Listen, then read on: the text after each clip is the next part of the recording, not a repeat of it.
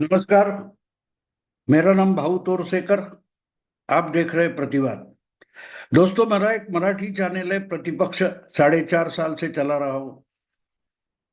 शुरू शुरू में उस पर ही हिंदी वीडियो डालता था, कुछ लोगों का आग्रह था।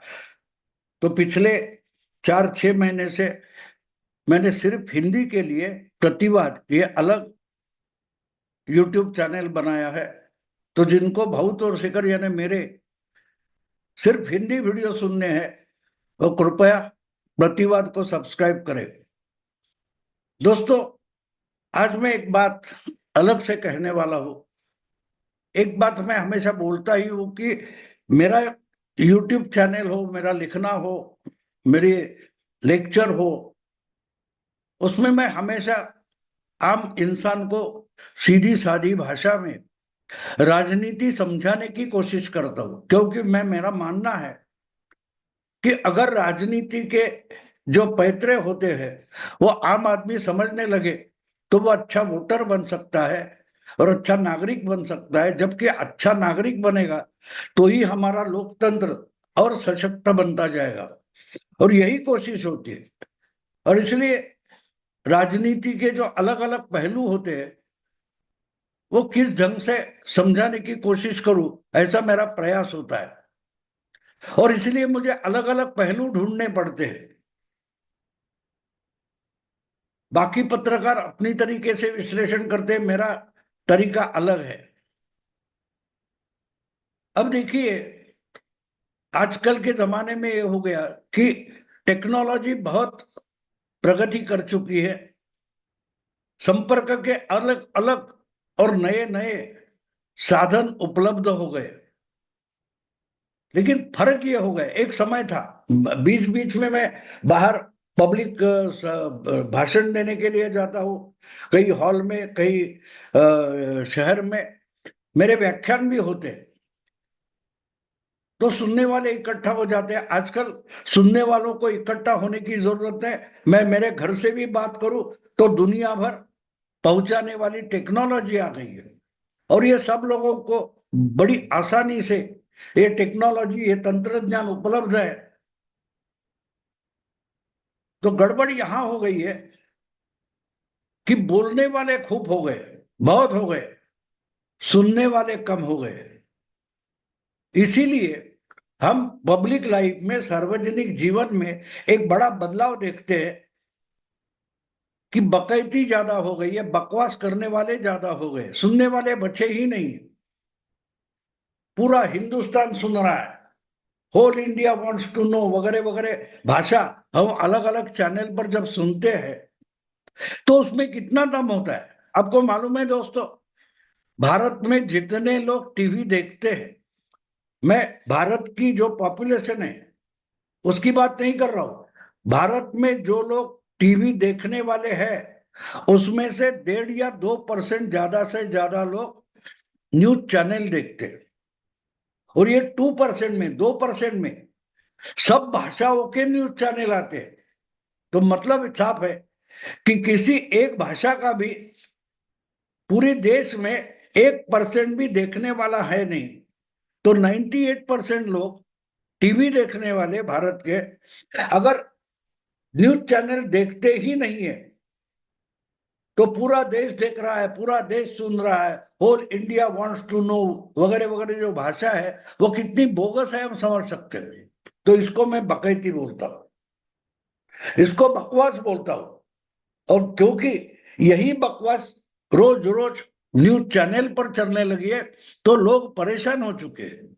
जो बच्चे कुचे लोग हैं टीवी चैनल देखने वाले, उनमें ही आहिस्ता आहिस्ता संख्या कम होती जा रही है। क्योंकि ज्यादा से ज्यादा पहले जमाने में था, कोई बड़ा बुद्धिजीवी भाषण करता था, बाकी के सुनते थे। आज सुनने वाला एक बचा है और सुनाने वाले 99 हो गए। तो किसकी बात कौन सुने, और ऐसा अराजक बन गया। ये मैं इसलिए बोल रहा हूं कि जो कल बोला था, कल किसी ने एक बात बोली थी, वही बात आज उसको ही याद नहीं रहती, और उसको याद नहीं रहती, बाकी किसी को याद नहीं रहती, क्योंकि बाकी के लोगों ने सुना भी नहीं था। और इसलिए हर दिन हर कोई एक नई बात बोलता है और कल जो बात बोला है वो भूल जाता है। बहुत सारे राजनेता पॉलिटिकल पार्टी के लीडर्स और प्रवक्ता इसी कैटेगरी में आते हैं।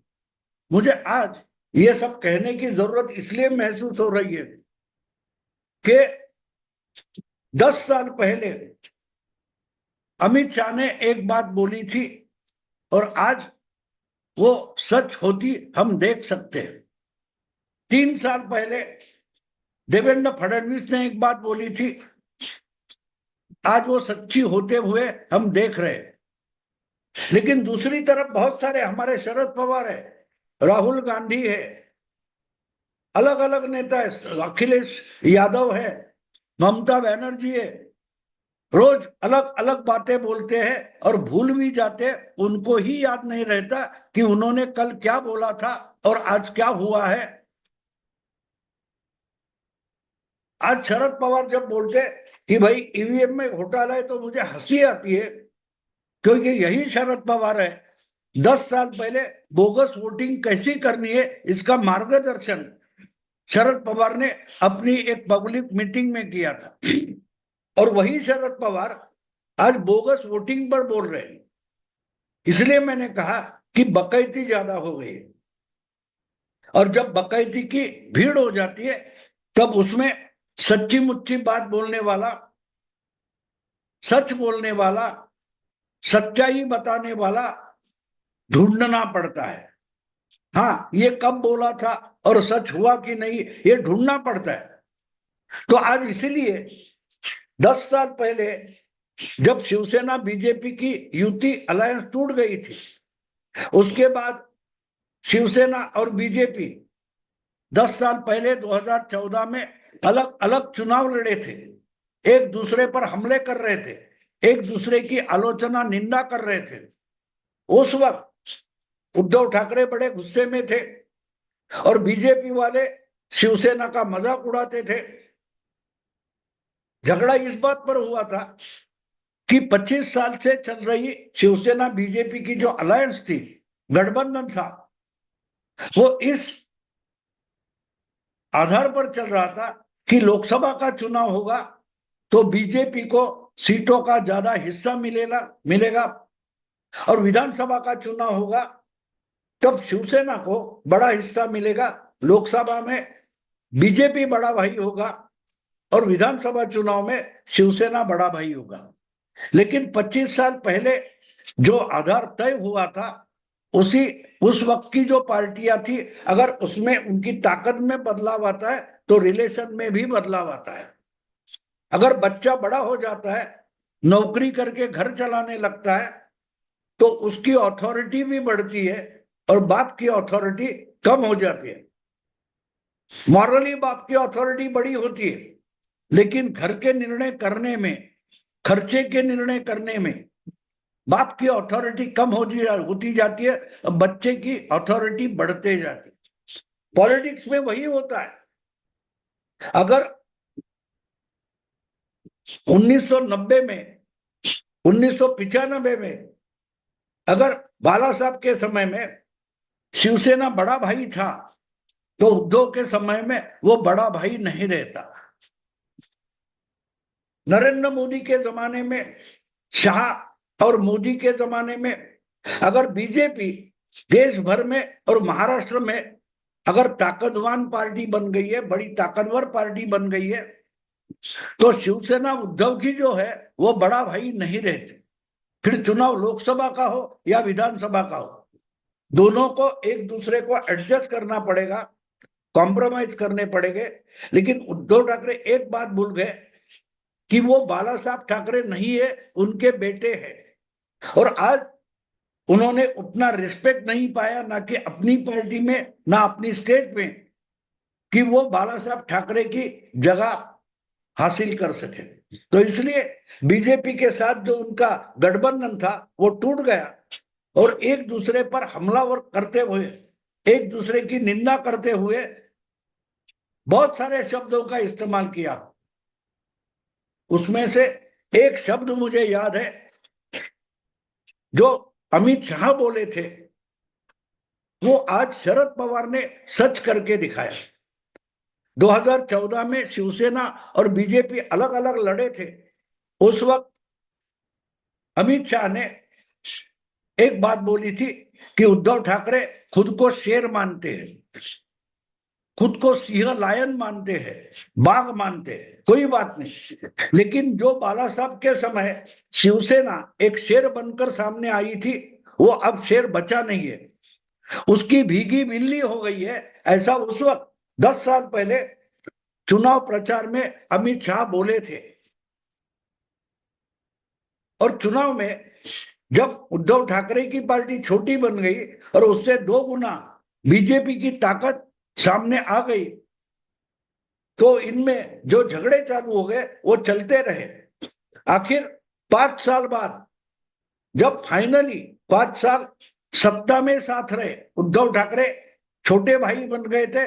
छोटे भाई बनकर ही उन्होंने देवेंद्र फडणवीस की सरकार में सत्ता में हिस्सा लिया था। लेकिन 5 साल बाद 2019 में जब विधानसभा के चुनाव हो गए और यूटी में चुनाव हो गए, ना कि अलग लड़े थे, लेकिन बीजेपी की ताकत थोड़ी घटी नहीं, तो उद्धव ठाकरे ने बीजेपी से दगाबाजी की और शरद पवार से हाथ मिलाया। इनके पिताजी शरद पवार के अच्छे दोस्त हुआ करते थे। बाला साहब ठाकरे पब्लिकली बोलते थे शरद पवार मेरा अच्छा दोस्त है, लेकिन बाला साहब ने कभी भी शरद पवार से पॉलिटिकली हाथ नहीं मिलाया, राजनीतिक दोस्ती नहीं की, क्योंकि वो जानते थे कि शरद पवार के साथ दोस्ती यानी राजकीय दोस्ती, इसका मतलब अपनी जो पार्टी है उसका खात्मा कर देना। और इसलिए पर्सनल दोस्ती चलाते हुए भी बाला साहब ने कभी शरद पवार के साथ पॉलिटिकली हाथ नहीं मिलाया। लेकिन उद्धव ठाकरे ने मुख्यमंत्री बनने के लिए 5 साल पहले शरद पवार से हाथ मिलाया। उनके सामने इतिहास था। पिछले 30-35 साल में शरद पवार के साथ जिस पार्टी ने हाथ मिलाया, जिस नेता ने हाथ मिलाया, ऐसे नेता और ऐसी पार्टियां दुनिया से ओझल हो गई, गायब हो गई। मैंने बहुत बार मैंने बोला है कि शरद पवार ये महाराष्ट्र के राजनीति में बरमूडा ट्रायंगल जैसा काम करते हैं। वो जो अमेरिका के साउथ में कई एक बरमूडा ट्रायंगल नाम की जगह है, वहां जो हवाई जहाज हो, पानी का जहाज हो, जाते हैं गायब ही हो जाते हैं, कहां गए पता नहीं लगता। बिल्कुल शरद पवार की बात ऐसी है। ये जानकर भी उद्धव ठाकरे ने मुख्यमंत्री पद की लालच में शरद पवार से हाथ मिलाया, महाविकास आघाड़ी बनाई, और आज हम उद्धव ठाकरे की हालत देख सकते हैं ना। उनके पास पिता ने सौंपी हुई पार्टी बची है, उनकी पार्टी, और चुनाव चिन्ह एकनाथ शिंदे लेकर गए। उनके पास सिर्फ 20 एमएलए बचे हैं और बुरी हालत हो गई है। और आज अपोजिशन लीडर भी जो मुख्यमंत्री बनने के लिए बीजेपी को लात मारकर निकले थे, ऐसे उद्धव ठाकरे की पार्टी को आज विधानसभा में अपोजिशन लीडर, नेता प्रतिपक्ष बनना भी मुश्किल हो गया। और हर दिन रोते बैठे, कभी ईवीएम पर रोएंगे, कभी इस पर रोएंगे, बस रोते रोते रोते रहे। तो बोला था क्या 10 साल पहले अलग अलग लड़ते वक्त अमित शाह ने बोला था कि बाला साहब के समय जो शेर था उसको उद्धव ठाकरे ने भीगी बिल्ली बना दिया। कितना सही कहा था। लेकिन उद्धव ठाकरे को खत्म करने के लिए अमित शाह ने कोई प्रयास नहीं किया।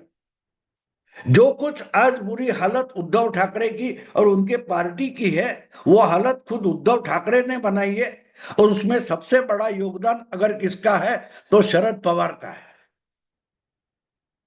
तो ये भीगी बिल्ली है। बाला साहब ने जो शिवसेना बनाई वो बड़ा दहाड़ने वाला शेर था,